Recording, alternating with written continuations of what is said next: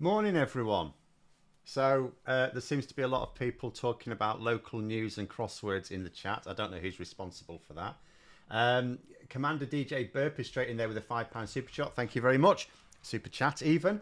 So I thought we'd have a little bit of a discussion of the Tory leadership contest today because round one has been completed. Initial round. So I'll just go over quickly how the Tories are going to be selecting the next one to drink from the poison chalice. There were 6 contenders to begin with. There were, as of yesterday morning, 6 contestants. They each needed to join the race. They needed the support of 10 Tory MPs. So the reason Suella Braverman was never in the contest, she couldn't even get 10 MPs to support her. I actually don't know that she could get any, but she certainly couldn't get 10. So we had 6 who could. And there's 2 rounds of voting this week and next week to eliminate 2 of them. Then there'll be 4 left for the party conference. Then the idea is that, the Conservative Party conference is not really about anything this year other than selecting the leader. There's nothing really to do, which is probably another reason why they're not going to get that many people, like businesses, supporting it. So the party conference effectively is going to be for the 4 candidates to present themselves to the wider party, to set out their agenda. And then after the party conference, you've got another 2 rounds of voting to eliminate 2 more of the candidates. And then the final 2 go on the ballot and the party members will select the least suitable of those 2. That's how it generally works. So Priti Patel is the first out. Now, Wananga there say, looking at this, I'd say Badenoch or Cleverly. Well, I'll tell you what's interesting. So there's multiple things we can say about these results. Let me tell you the tricks here, because so Patel's gone out. Okay, fine. She probably wasn't going to win the contest anyway. It was a little bit of a surprise to me she went out so early, but there's good reasons to suppose that anyway. I'll tell you what's really interesting though. Tom Tugendhat was considered. It was considered that Tom Tugendhat would probably be the One Nation Tories choice, the moderate choice. And then on the final ballot, he would probably be up against either Badenoch or Jenrick, and the party members would probably vote for the one that wasn't Tom Tugendhat, right? Tom Tugendhat didn't do very well. None of them did brilliantly. I mean, none of them. There's no clear favourite here. There's no clear favourite. But let's consider this, right? So in the next round, MPs can vote however they like, right? Because remember, you don't necessarily vote for the candidate you support, because the way the Tories arrange their leadership contest, it invites tactical voting. So let's just throw a few little things out here. Let us say that Priti Patel's supporters really don't like Tom Tugendhat. And I don't know this, by the way, but let's just work on an assumption. Let's say that they really don't like the idea of Tom Tugendhat being leader. And they have an opportunity to nobble him, because you would look at this and you would think, well, probably Mel Stride will be the next to go out. And if all Tory MPs vote for the person they think is best placed to lead the party, Mel Stride probably goes out, and then it's the ones that, Jenrick, Badenoch, Cleverly and Tugendhat who go to the conference, right? But let's work on a couple of assumptions. Let us say that most of the people who voted in this contest still vote for the same person they voted in round 1. Let's say Priti Patel's supporters go, I think they're probably more likely to back Jenrick, but they don't have to back him just yet. Jenrick's all right. He's got enough votes, right? He's not going to go out in the next round. So let's say Patel's supporters, and they could even coordinate with each other. Let's say they decide to vote for Mel Stride in order to knock Tom Tugendhat out. And let us say that actually they get together, because there's not many of them. It's easy to coordinate with each other. There's not many of them. And let's say they get together and they want to make really sure that Tom Tugendhat is nowhere to be seen at the conference.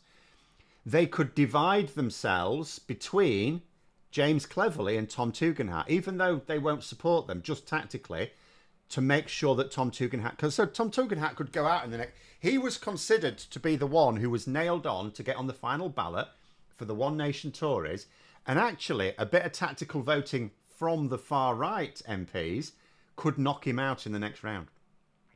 And that's how the Tory leadership contest works. It works, it's, you know, because you could do it differently. They could organise it differently. They could just let all the candidates have 2 weeks to present their ideas, have hustings, do Q&A, stuff like that. And then they could just have one vote, which is a transferable vote system. You put your first, second and third choice, right? You could even do 6 choices. You could do a full transferable vote system where you put your first, second, third, fourth, fifth and sixth choice, right?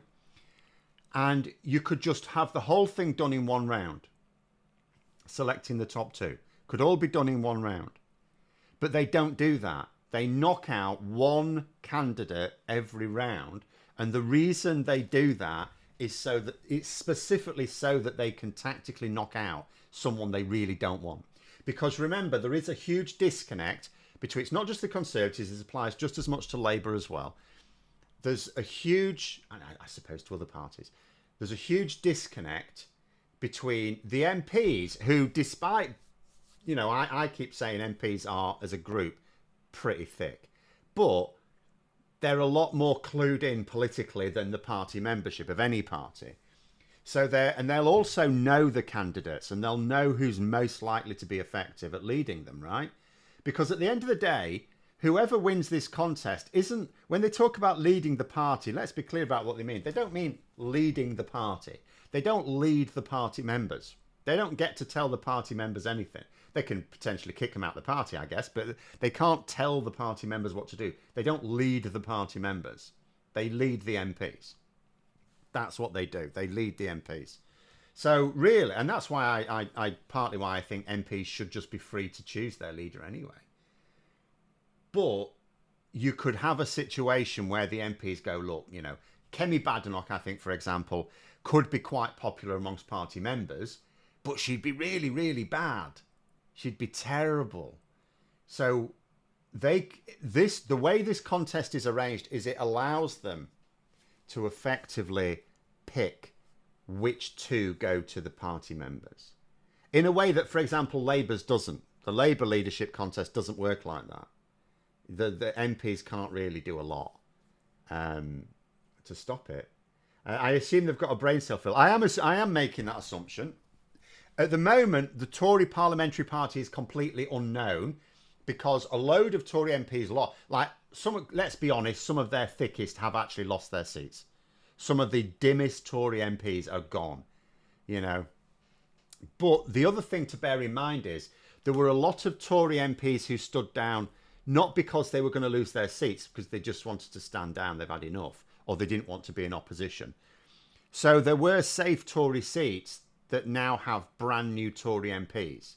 So there are, even though they didn't win any new seats, they have brand new Tory MPs because of the other one stepping down. So we don't really know, as Carrie just said, GRM, yeah, Jacob Rees-Mogg, you know, Brendan Clark-Smith. Do you know, I've forgotten his name. Isn't that brilliant? I've forgotten the chimp, Jonathan Gullis. I'd forgotten his name. He's gone now as an MP, and now my brain has gone, we can delete that memory of him. He no longer exists. But he does exist, I'm afraid. But Jonathan Gullis, he's gone as well. But it's, but yeah, you know, the whole system is set up so that MPs can collectively decide that one is a terrible idea and the party members may go for them, so let's eliminate them. So they've got so that's why if you look at this at the moment, you think, oh, well, it's probably going to, you know, some people are saying it's probably going to be Jenrick and Badenoch. I'm thinking, no, I don't think it will. I think Jenrick, and I can see it being Jenrick and Cleverly, in all honesty, because Badenoch, you know, as long as she is really bad. Like before they elected Liz Truss as leader, I used to say she's really terrible in debates. She's terrible in debates. She's terrible in interviews. It's not just, you know, I mean, we think about her now in hindsight, and you know, the damage she did was with her mini budget. But in reality, even without that, she was terrible. She was getting killed in debates. She was getting killed in interviews. She was awful. She was never going to lead them to victory. And the same issue is the case with Kemi Badenoch. You know, you may think to yourself, Well, she won't be in a position to do something like the mini budget. No, but she'll still be terrible in interviews and debates.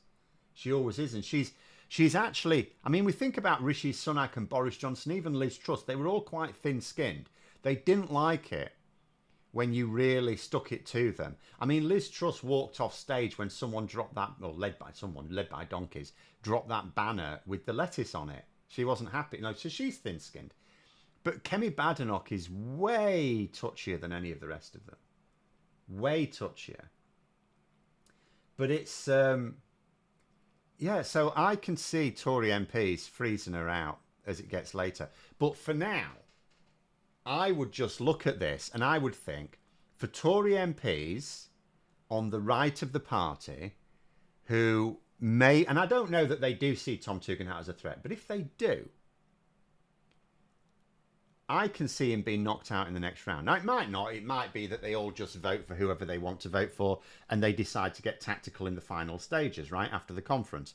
But I can see them going, no, or even just for Mel Stride's talking points, because Mel Stride is basically in the contest to provide a different narrative to the rest. He's providing a different line to the rest. They may decide to support that. I mean, at the moment, there's one vote in it between Stride and Tugendhat. If all of the other votes remain the same, it depends on those Patel voters. And you could even argue a couple of Jenrick supporters might peel off because he's safe and vote for Stride as well. Or again, just some MPs, particularly those who voted for Patel, just splitting themselves between Cleverly and Stride. Sinks Tugendhat and he's gone. That's it. It's finished. The one who was thought of as being guaranteed to be on the final ballot, gone in the second round. Anyone know whether prunes are bad for badgers? I don't know. What I know is that when like dog food, when you give badgers food, you tend to give them dog food. In fact, I know because I donated some to a group that were releasing some badgers into the wild recently. I don't know about prunes. But anyway, Ben's saying there, the optics of yesterday's walkout before the reading of the Grenfell statement bad, regardless of the reasoning, legitimate or not. It will be legitimate. For the layman, politics more of an emotional prospect. Yeah, I agree. People, I mean, really, it's one of those things when I would probably say the media probably shouldn't have drawn attention to it.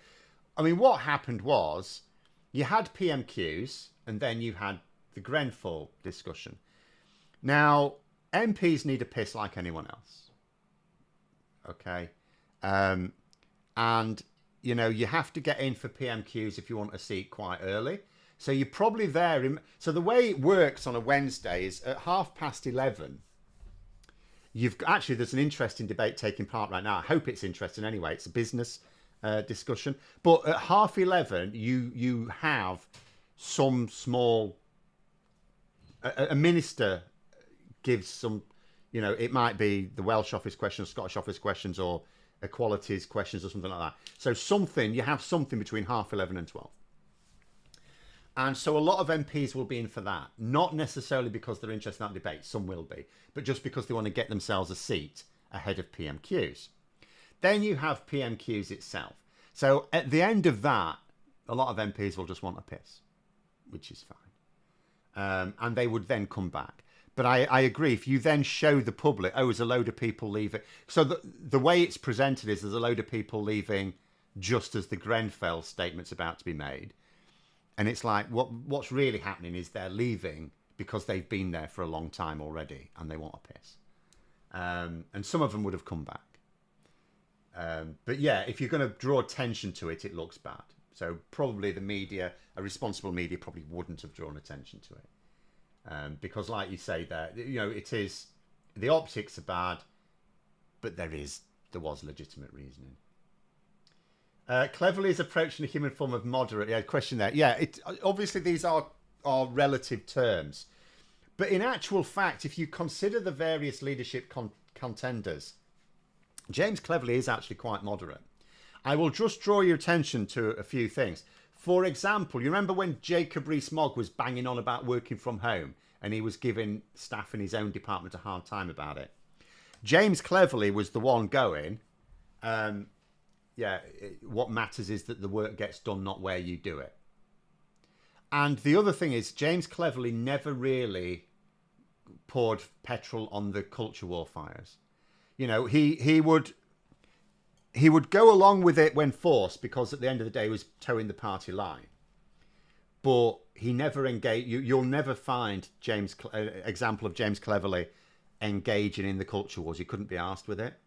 Now, that doesn't mean to say he would be a sensible leader, because, for example, he's promising he would resurrect the Rwanda plan if he became leader and then prime minister again, right? Which is ridiculous. He knows it's a dead duck. He knows it's a ridiculous plan. He knew it was a ridiculous plan before he took over as Home Secretary. He certainly would know it was at the time. So it's, but,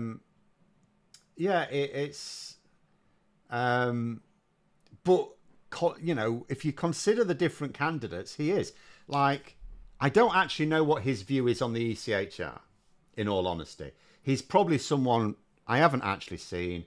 He's probably someone who would go, oh, yeah, if we need to. But if Tom Tugendhat actively wants us to at least reform it, if we can't reform it, potentially pull out. He wants that. Robert Jenrick saying we should just leave the ECHR. Kemi Badenoch is the one attacking Jenrick for saying that by saying, actually, no, we shouldn't just go for the simple solutions. But at the same time, she has plenty of her own that mark her out as not at all moderate. Mel Stride, yeah, you could argue is more moderate, but he'd not got a realistic chance of winning. So that's it. You know, so Cleverly is the moderate, actually. Out of all the ones left, he is the most moderate in terms of his views. Now, it doesn't necessarily mean that the party he leads would be moderate, because just like Rishi Sunak, who was a lot more moderate than his government in terms of social attitudes, so we say, at the end of the day, to keep the party together, he will do what the past few leaders have done, past all of the last 5 leaders, quite frankly, and he will probably appease the far right. Whoever leads the party next is still probably going to appease the far right, because they don't realise that ultimately what they need to do is face them down. HK, £10 super chat. Thank you very much. Cleverly said we shouldn't leave it. Okay, fair enough then. So, you know, he ticks many of the moderate boxes then, should we say. But he's certainly the most moderate of all the candidates left. But again, it doesn't necessarily say... I mean, I don't know that there's a huge difference in how any of them will lead the party. I'm not saying there won't be, but it's not obvious that there will be. Jenrick is a really weird one, because a couple of years ago, you would say he was a moderate centre-right One Nation Tory. You know, he was a big supporter of Rishi Sunak, for example. Corrupt as hell. We all know about his dodgy dealings with the property developer. I've forgotten his name now. But who cost, you know, in return for a free lunch, cost us tens of millions of pounds in taxes. Thank you very much. But it's, you know, but now he's gone. He's basically like a less crazy Suella Braverman since becoming immigration minister. And the thing is, I don't know whether it's because it could be that he just saw the way the political wind was blowing. He knew that Sunak was going to lose the election very badly, and therefore Sunakism, if there's such a thing, I'm not sure there is, will be seen to have failed, and that the far right of the party would be in the ascendancy after the election. So he may have just adopted his position strategically and not really believed them. And in fact, there are some Tory MPs who are suggesting that. Or it could be that he's genuinely drunk the Kool-Aid. And he's gone down the rabbit hole, and he genuinely is now a committed anti-immigration, which is the case. Hang on, something's gone wrong there. There we go. Tory leadership campaigns like selecting which animal feces you want to trade in. Well, at the moment, yeah, I mean, none of... The thing is, if at some point in the future, I mean, I hope for electoral reform, which should actually prevent a narrow cult within the Tory party taking over the whole government again. But at some point, even with electoral reform, at some point there will be a Conservative Prime Minister again, right? In coalition, so they should be much more moderate. But there will be, whether we have electoral reform or not, and I remain optimistic, there will be at some point another Conservative Prime Minister, whether it's in 10 years, 15 years, 20 years, whatever, it doesn't matter. I don't think it's going to be in 5 years. So I don't think any of these six, even that, you could argue whoever loses could become party leader again later on. I don't think any of these has the capacity to win an election. I don't think the Tories are at the moment in a position to sensibly win an election because they're not facing up to basic facts. Like, all of these candidates are quite happy to say, oh yeah, you know, we lost the trust of the public, we failed in this regard or that regard. None of them are owning up to what they actually failed on. They're not losing this election because they failed to get immigration down. Even though a lot of the public do think immigration's too high. But, you know, Labour have won the election without having to sound without having to sound more extreme than their immigration. So it's not immigration. And we know from more detailed surveying it's not immigration. It's ultimately competence. And the Tories at the moment are not addressing their own economic legacy. They're not addressing the legacy of the NHS where they've left healthcare. You know, they've left the economy in a shocking state, but they're trying to claim that they've left the economy in a good state. It's so far removed, not just from the truth. You can get away with being far removed from the truth in politics. In fact, politics often incentivizes that. But it's so far removed from what people believe. They're not attempting to address the problems they've left with the NHS. They are sort of willing to talk about the problems they've left with housing. They don't seem to be shy about that. They don't even want to talk about Brexit very much. You know, yeah, but there we go. You say the way people are complaining about Labour now, it could well be in 5 years now. First of all, the amount of complaining at Labour is largely amplified by the media, as always is the case. Secondly, they know what they're doing. Well, they largely know what they're doing. They may not know what they're doing in every regard. But what they're doing is getting the unpopular stuff out of the way first, which is what you do. You get the unpopular stuff out of the way early in the parliamentary cycle, so that by the time the election comes around, you're just reaping the benefits and pushing the more popular stuff. So the idea is that you have this at the moment. Although I still say Labour are also doing some popular stuff as well. I don't know why they're not emphasising it more. Yesterday, for example, one of the bills presented to Parliament was the Waters Bill, which will mean that, and this is, as some of you will know, was one of the policies I was most excited about, not just because of its impact on the water industry, but because if it works, you can apply it to other things as well. So as a result of the legislation presented to Parliament yesterday, obviously it's not passed yet, but it will. At the moment, if a water company keeps breaking the law, as they keep doing in terms of dumping raw sewage, they get fined. Maybe they get fined. And those fines are not all that big. Whereas, with this new legislation, it makes the executives personally responsible, and they can get up to 2 years in prison. So that should be a bit of a game changer. But there we go. Patel, Plumduff there saying that Patel woman gives me the creeps. Well, I think with Patel, she's a bit eerie, isn't she? Apart from the fact, you know, she was... If it weren't for Suella Braverman, was probably the most heartless Home Secretary we've ever had.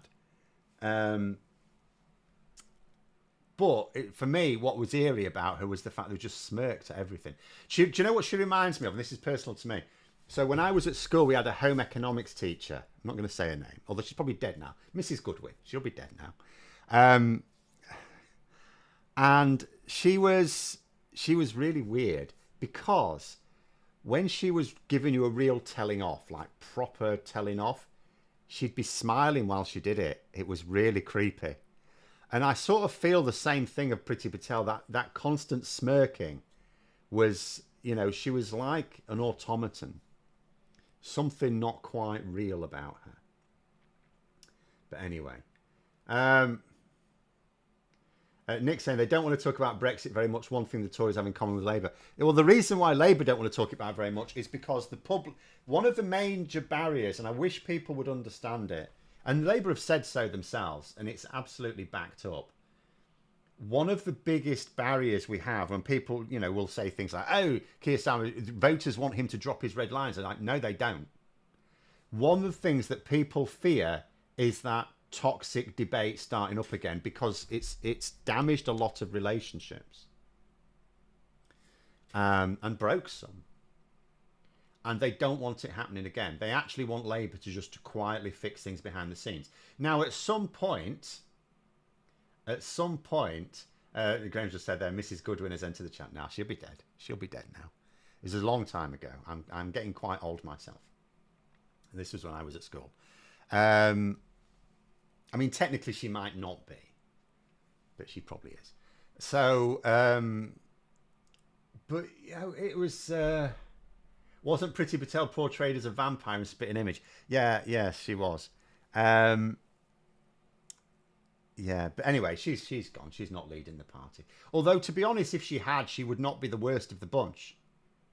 In fact, during the campaign, during this summer, she's been arguably the most moderate in many ways. She was defending Black Lives Matter protesters, attacking the far-right thugs. She was saying that immigration wasn't too high. When it reached those record levels, that was fine, which it probably was. It probably was. But it's a weird thing for a conservative who's very clearly on the far right of the party to say. But, it's what it is.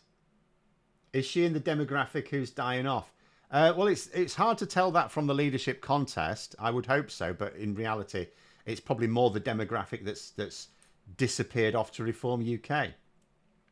But in terms of Tory MPs, I mean, they're making their decisions based on whatever. They don't really have much of a handle. If you look at the leadership contenders, none of them are facing up to the reality of why the Tories lost. If we know from the 2019, the debrief after the 2019 election, obviously after an election, you always get a lot of detailed surveying going on to find out why people voted as they did. And the three things that came out of the 2019 election, the three things that won it for the Conservatives was, one, that Boris Johnson was not Jeremy Corbyn. It was really that simple. There were two fairly unpopular leaders. I mean, all politicians are unpopular these days. Boris Johnson was way less unpopular. The second reason was Get Brexit Done. Get Brexit Done wasn't about leaving the EU. Remember, and this is the key lesson that needs to be learned. It wasn't an appeal to Brexit supporters, although it worked for that as well. It was an appeal to those who were sick of the arguments. There was a lot of the public who just thought to themselves, the reason why everything was failing, because remember, the NHS was failing at the time as well. The economy wasn't doing great. And the reason was put down to the fact that ministers were constantly wrangling over Brexit and Parliament was constantly wrangling over Brexit. And if we could just finish it one way or the other, then the government could start to focus. And Boris Johnson made that explicit promise. As soon as we leave the EU, he said, that's it. We can stop blaming the EU for things. We can stop banging on about Brexit. We've got the oven-ready deal, and we can focus on the normal job of government. And that it was an appeal to actually people who didn't want to leave the EU, but wanted Brexit to end. So that was a big part of it as well. And then the third part was levelling up. So if we go down those three, first of all, Keir Starmer is not toxic to the public. So the Conservatives couldn't make anything of the fact that all of a sudden the Conservatives did not have a leader that was less popular than Labour. So that one was not going to win them the next election. Second one, they've done nothing but bang on about Brexit for 4.5 years since that 2019 election. And also and they kept on blaming the EU for things as well. And any argument the reason why things were bad was because of Brexit also disappeared because things carried on getting even worse. So that didn't work either because they didn't shut up about Brexit. And then the third thing, levelling up, that got even worse as well. So the three things, and they knew about it as well. They knew about those three things. And yet, Rishi Sunak didn't seem to realise that, you know, they need to get they needed to sort of deliver on those. I mean, they couldn't do anything about who the Labour leader is, but they could decide how to conduct themselves on Brexit and levelling up. And they chose to do the opposite of what people wanted, which is mad. Absolutely insane. I think Patel's issue is she can be blamed for issues and legislation that may imprison the race rioters for 10 years. I don't think that's a huge issue. I think the biggest problem for Priti Patel was she was just deeply unpopular with the public. Like, if you look at the favourability ratings of all of the contenders, all of them have very negative ratings. So none of them look good. But for the other five, there's a huge chunk of don't knows. So all of the other candidates could say, well, actually, there's a lot of the public not sure about us. I could win them over. You could argue that. Priti Patel's favourability ratings are very, very negative. And there isn't a lot that don't know. Like, a lot of the vast majority of the public do have a view about her one way or the other. And mostly it's a very negative view. So Priti Patel, of all of the candidates, was the one where you'd be confident she could not win over the public. So for that reason, actually, she wouldn't have been a good choice as leader. Because it is unfortunate, but the number one priority when selecting a leader, it's not policy, it's not anything like that. The number one priority for selecting a leader should be, because politics is essentially a popularity contest, which one can connect with the public. Ideally, someone who's very charismatic, but if you don't have anyone like that, and they don't have anyone like that, there are very few politicians that are genuinely charismatic. So if you don't have anyone like that, you at least have to have someone who can make a connection with the public. I mean, Keir Starmer, obviously not at all, charismatic, breaking news at 11. But he was seen as credible. He was seen as serious, as competent by the public. So the Tories will need to get someone like that. Priti Patel was not going to be that person. But if you look down the list, who is? But all of the others could claim that they could do that because the public aren't sure about them. But anyway, I'll go through the last few comments because we're running out of time. So a comment here from Christopher. Amongst MPs looking weakness in the person that might threaten their seats next election. There could be all sorts of factors going on in terms of who they want as leader. But you would think a party that has been dealt its worst ever result, and this is an old party. The Conservative Party is older than a lot of countries around the world. It's centuries old. And this is their worst ever result.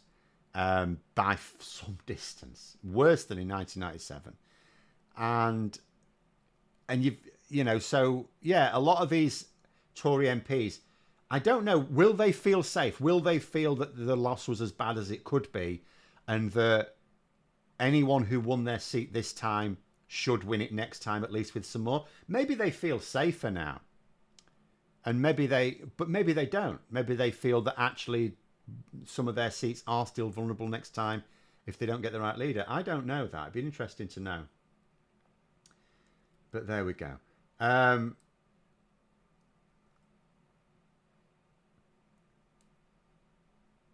Johnson seems to have got away with damaging the fire brigade when he was London mayor. There's a video of him telling someone to get stuff when they pointed out how actually dangerous he is. He always gets away with these things, doesn't he? I mean, he didn't get away with it in power, but he sort of has.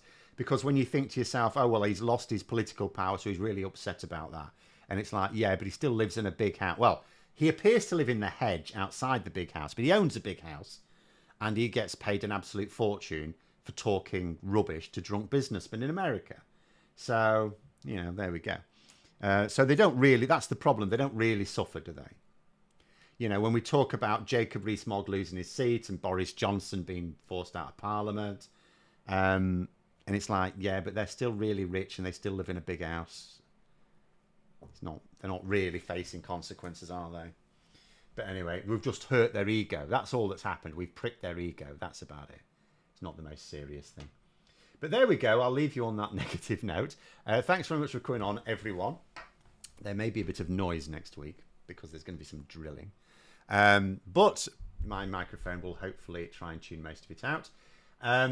Don't forget to click the like button, of course, and to subscribe to the channel. Have a great rest of day. And until next time, I will see you later.